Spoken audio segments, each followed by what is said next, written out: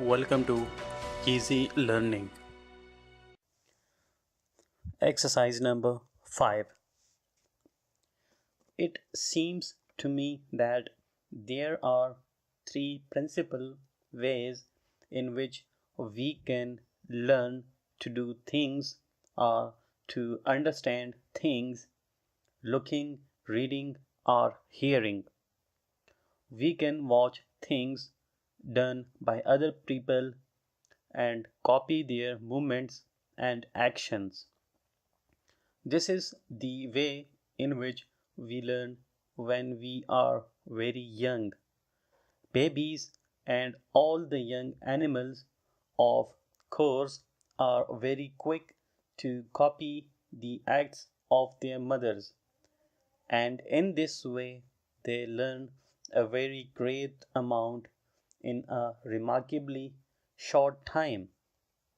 We continue throughout our lives to learn in this way, for we are always seeing others do certain things in certain ways and then making some attempt to carry out like acts ourselves.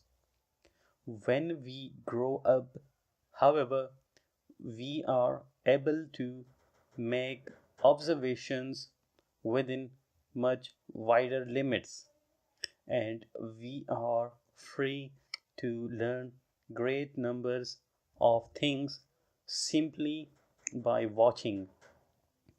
Not only can we see the life going on round about us, but we have also brought right into the home the moving picture and the TV set. There is perhaps no more interesting and successful method of learning about other countries than to watch moving pictures that have been taken in those places. Most of us find it much easier to remember what we have seen than to remember what we have read in a book or have told even a very good writer telling us of scenes and doings in far off lands cannot bring to our minds so clear a picture of those countries as can a quite short moving picture. That is why many schools use both TV and the moving picture in the course of instruction in subjects as different from one another as history and science. In such subjects, mere reading is not enough to give a complete picture of the material under consideration. We can then use our eyes when we want to learn, using our powers of seeing and of observation. We must also, however, use our powers of hearing. To most of us, this is a difficult way of learning, and we have often to work quite hard to master the art of learning through hearing. An exception is, of course, the subject of languages, for clearly there is no better way to learn a language than to hear other people speaking it. Mere book knowledge of a language is a poor thing, for a language does not really live until it is used. When, however, we are dealing with ideas, learning through hearing becomes more difficult. We have to learn first to pay attention. How often does a teacher say, "Pay attention, please"? and how necessary are the words.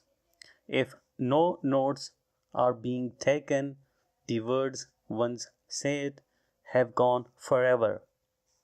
If they live at all, it must be in the memories of those who have heard the words. When we first go to school, we think we are learning to write and to read and to do little sums, but in fact, we are also learning something of even more importance. We are learning to pay attention, to hear what the teacher says, and to hold it in our memories. The person who is able to pay attention is a much better learner than the person whose mind is always going off into other fields of thought. Even though the two people may have equally good minds in other respects, many people who attend public meetings find that their attention is not always given to the person speaking, and it is indeed a good man or woman who can hold our complete attention for half an hour or more. Paragraph. It is probably true that most people learn most things most easily through reading. They can read the material they wish to learn and can read it again many times if they so desire. They can memorize the written word with a reasonable degree of ease and can usually master a far larger amount of material in this way in a given time than would be possible by any other method. Paragraph. Seeing, reading, and hearing all play their part in our complete development as we grow into men and women. Full stop.